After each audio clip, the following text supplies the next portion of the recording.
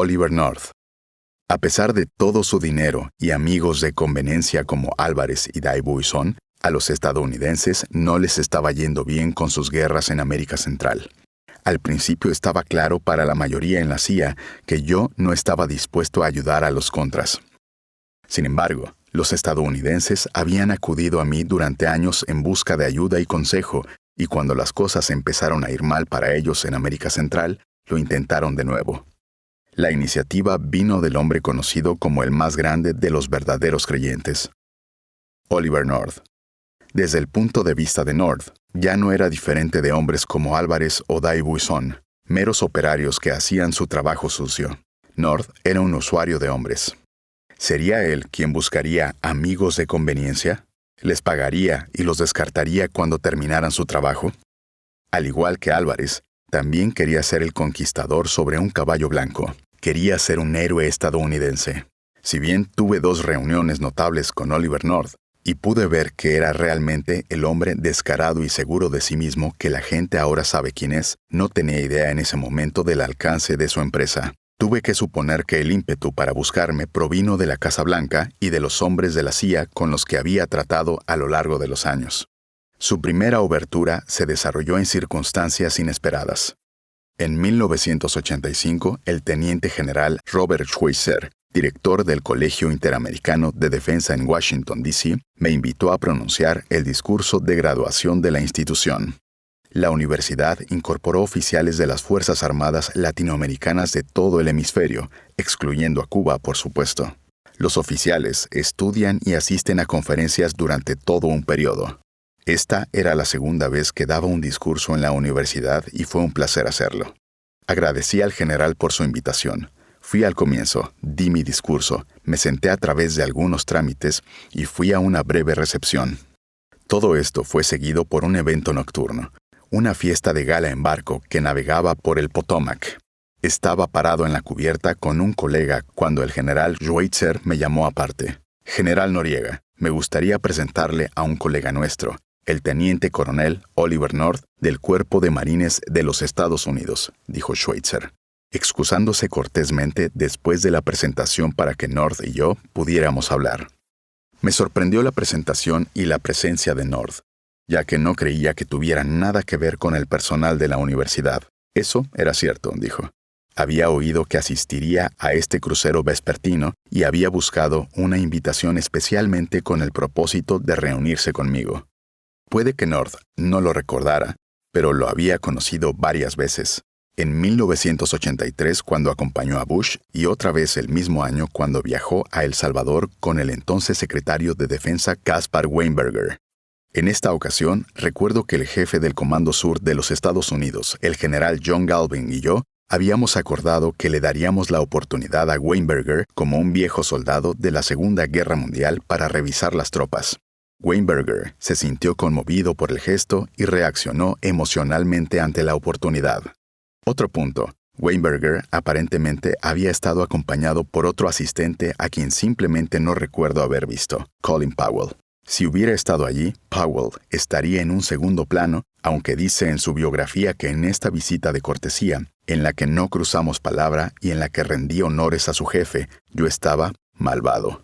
North se puso manos a la obra. Se describió a sí mismo como el timón de esfuerzo de su ministro de Contra. «Estamos en una guerra aquí, general. Mis órdenes vienen directamente del presidente Reagan y del vicepresidente Bush», dijo, enfatizando su papel importante y central en todo esto. Aparentemente, North había llegado al crucero antes que yo y estaba muchos tragos por delante de mí. Lo había vuelto suelto y hablador. Era evidente que quería dejarme la impresión de que no era un teniente coronel cualquiera, sino uno especial, un hombre que incluso tenía la capacidad de dar órdenes y hacer cosas que los hombres de mayor rango, incluso los generales, no podían hacer. Hizo referencias a la necesidad de conocerme, a haber oído hablar de mi buen trabajo para los Estados Unidos, y habló de cómo estaba teniendo problemas en Miami debido a las denuncias de las personas que trabajaban para él en nombre de los contras también transportaban drogas. Habló hace un rato, insistiendo en que teníamos que conocernos. Él fue bastante insistente y dijo que se mantendría en contacto conmigo y también con el agregado militar panameño que estaba parado cerca. No dije mucho. Escuché cortésmente y después de un rato nos separamos. Así fue. Todo el asunto me dejó un poco sorprendido. Su descaro, el haberme buscado, y me preguntaba si todo el asunto era la palabra de un fanfarrón que había bebido un trago más de lo debido. Mencioné el asunto de pasada en una reunión durante la misma visita a Estados Unidos con William Casey en la sede de la CIA. ¿Es cierto lo que dice North sobre su trabajo con los contras? Oh, sí, dijo Casey, es cierto. North es quien dice ser. No tuve contacto directo con North durante un año o más después de eso. Entonces se acercó a mí en busca de ayuda. En el verano de 1986 recibí una llamada de Joaquín Quiñones, un cubano-americano que me contactaría en nombre del Consejo de Seguridad Nacional. Yo había conocido a Quiñones por Pigua Cordobés, empresario panameño. Era un aliado político de Bush, una especie de diplomático que había buscado sin éxito el puesto de embajador de Estados Unidos en Panamá. Quiñones me fue representado como un mensajero de la Casa Blanca. En nuestro primer encuentro, había dicho que estaba impresionado por nuestras fuerzas militares y que el vicepresidente Bush estaba muy interesado en Panamá. Quiñones como North y todos los demás enviados que conocí me dijeron que Bush estaba manejando el asunto de los contras directamente. Algún tiempo después, Quiñones vino de visita a Panamá. Me dijo que Oliver North estaba visitando Irán e Israel y estaría interesado en reunirse conmigo. Sabían que tenía un viaje programado a Europa, por lo que sugirieron que North se encontrara conmigo en su viaje de regreso a Inglaterra. Dije que no tenía ningún problema en reunirme con él. La reunión fue en Victoria Gardens, un hotel en el que me hospedaba cerca de la Embajada de Panamá. Me acompañaba un joven diplomático adscrito a la embajada, de nombre Jorge Constantino. Recuerdo que nos reunimos con los estadounidenses en el lado izquierdo del vestíbulo. En el fondo hay una especie de nicho donde sirven café. Es un lugar aislado y privado donde te sientes como si estuvieras solo en una habitación. Reconocí a North fácilmente de nuestra reunión anterior en Washington. Estaba desaliñado, al igual que los hombres que lo acompañaban. Tenía el aspecto de alguien que había estado viajando toda la noche. No se había afeitado y por su aliento se notaba que había estado bebiendo. Richard Secord y John Singlaub también estaban allí. Ambos eran militares retirados a quienes no había conocido antes, pero a quienes reconocí más tarde cuando se desató el escándalo Irán-Contra.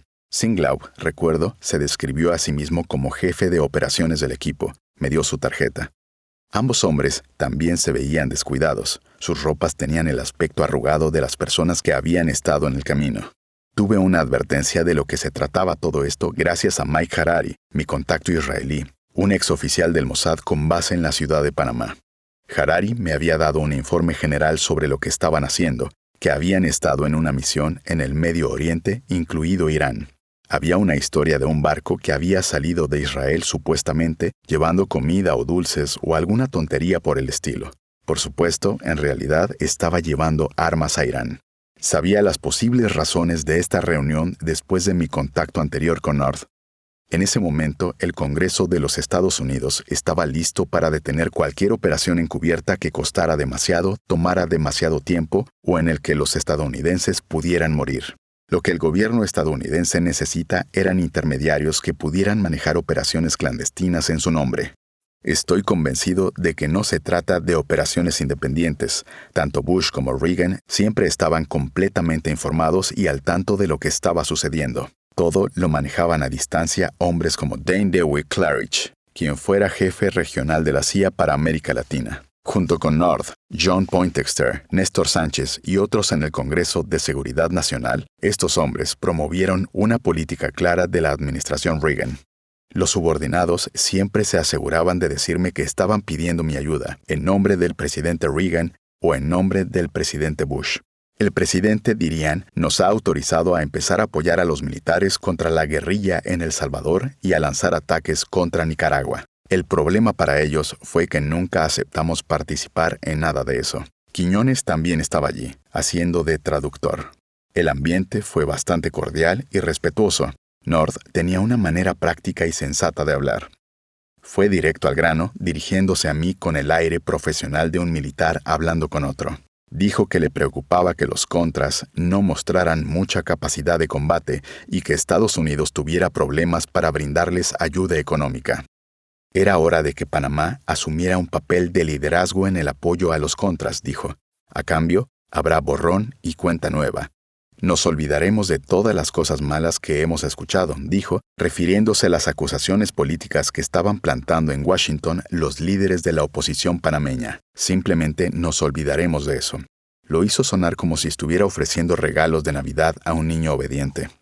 Dijo que quería que estableciésemos una operación de comando para colocar bombas, minar puertos nicaragüenses. Lo que necesitamos son algunos actos de sabotaje espectaculares. Recuerdo a Quiñones traduciendo las palabras espectacular y sabotaje. Sabotaje, sabotaje, sabotaje. Lo repitió más de una vez.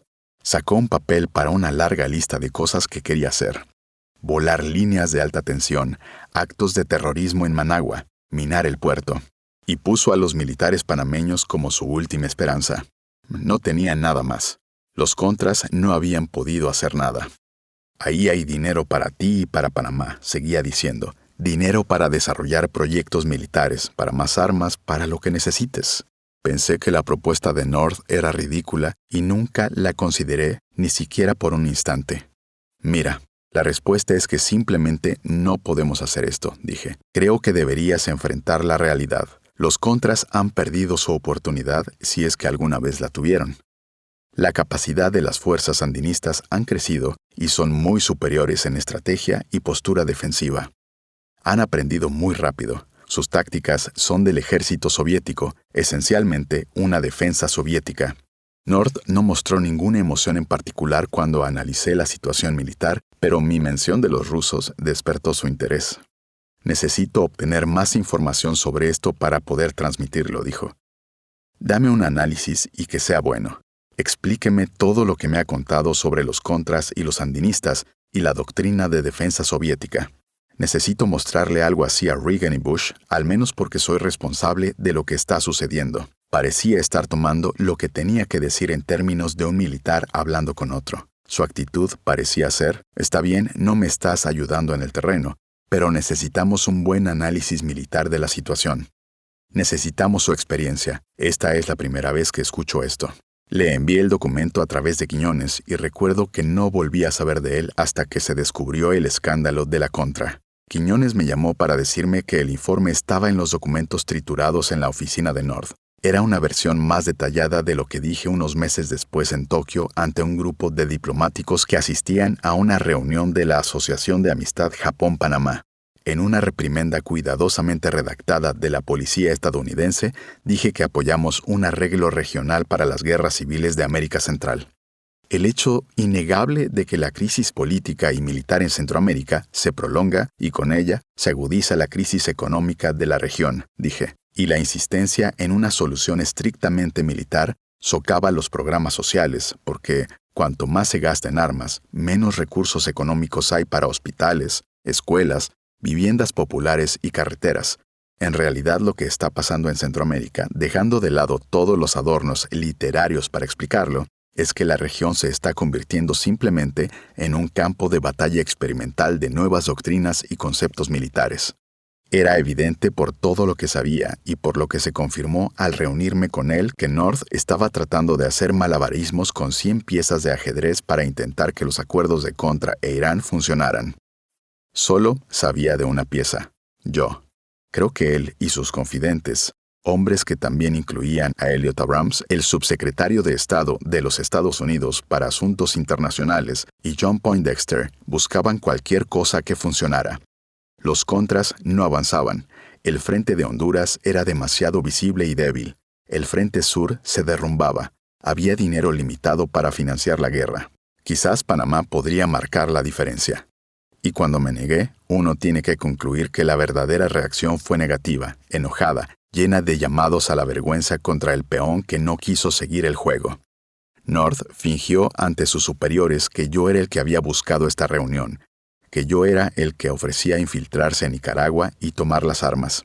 Justo antes de la fallida campaña de North en 1994 para el Senado de los Estados Unidos en Virginia, rompí mi silencio con los medios de comunicación y fui entrevistado sobre este tema en la televisión de los Estados Unidos. Repetí la historia y conté todo lo que sabía. Estoy seguro de que mis palabras lo ayudarán a perder.